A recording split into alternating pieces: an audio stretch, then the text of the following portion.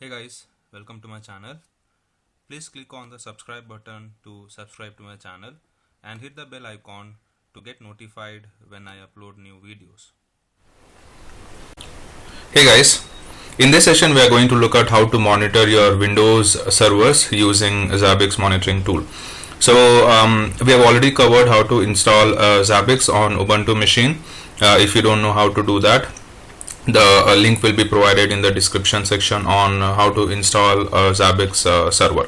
Now this is a Zabbix server that is running on my AWS Ubuntu EC2 instance, and my Windows is also running on my AWS EC2 instance. So I have a Windows server running and a Zabbix. This is where my Zabbix is running, and we want to monitor this Windows server in this Zabbix. Now the first thing you'll have to do is you will need to have an agent. So this is my server. Now to monitor your Windows server, you will need to install the agent on your Windows machine. Now the agent, it is available. So here is the URL. Sorry, this one. The URL will be provided in the description section to download the agent. So what you have to do is you have to take this URL. So let me copy this URL. This is a MSI installer that we have. This will install the version 4.0.17 agent for your Windows machine. Now this is for your 64-bit version, so make sure you're using the 64-bit. So here is my Windows server that is running. So first thing is download the agent. So I'll run this command which will help me to download the agent. Okay, so here so do you want to save this or run it? I want to run this. So this is basically installing your agent on your Windows server. So this is the MSI installer that we have. So click on next, agree the license, click on next, and you'll have to fill in few details over here. The host name, let's give it as Windows server. If you are following this video, make sure you give you fill in the same details, because this is what we will be using in our Zabbix server. So make sure you remember this host name. Next comes your Zabbix server IP address or your DNS name, that is where your Zabbix server is running. Now my Zabbix server is running here. So this is the IP address 34.239.253.29. I'll take this and I will provide it here. Now we don't need this, so we only need the IP address. Then your agent listens on port number 10050, and then your server or proxy for active checks, and here also give the server IP address, and then add the agent location to the path, check mark, and click on next, and install, and this will install the agent on your Windows server. So you can find all these details over here. So in your folders, if you go to C drive, under your program files, you will find the Zabbix agent. So go to Zabbix agent. This is the configuration file. So if you check this configuration file, so let's open this up with a notepad. Here you will find the details. So we have provided the server, then we have provided the server is active on this IP address. The host name we have given is Windows server. So all these details are populated.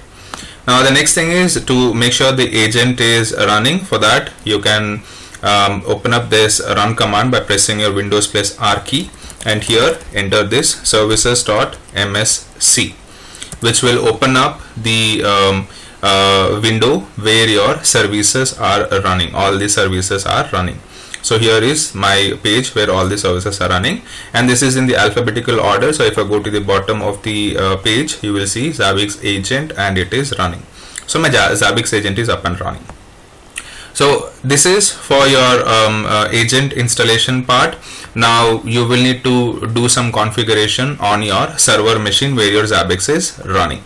So let's go back to our Zabbix server. Here is my Zabbix server. Go to configuration and go to host groups. So we are going to create a group. Click on create host group. Now this is optional but recommended. So let's call this as Windows sorry, so let's take this and add. Already exists, so let's call this as remote and add. So my group is added. Next, go to hosts and click on create host, and here provide the host name that we have used in this. So make sure you are giving the same host name. So host name is this one. Copy this and provide it in your server.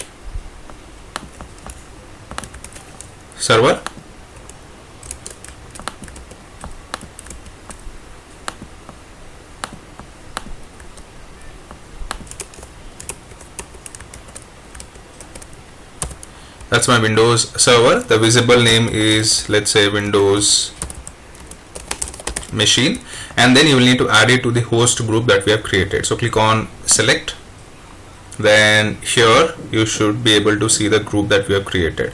Select and the IP address of your Windows server. So the IP address of my Windows server is this. I'll take this and provide it here, and this listens on port number 10050. So make sure in your security group, the security group for your Windows, you have port number 10050 opened. If not, your Zabbix server will not be able to talk to your Windows server.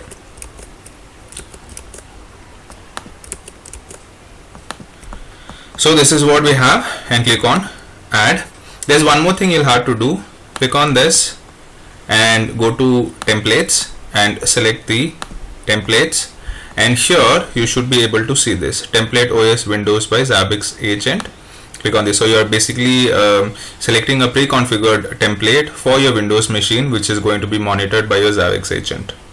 Select, update this, and now just wait for this. So go back to your hosts and here, so just give it a couple of minutes.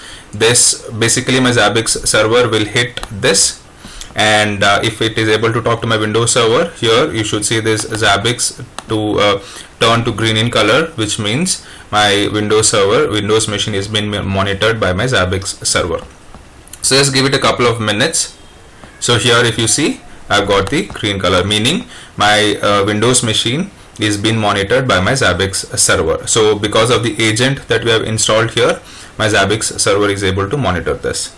And if you go to graphs, you should be able to see the graphs, the information like your CPU jumps, your CPU usage, CPU utilization, your swap usage, your memory utilization. These are some of the default values that you can monitor for your Windows server.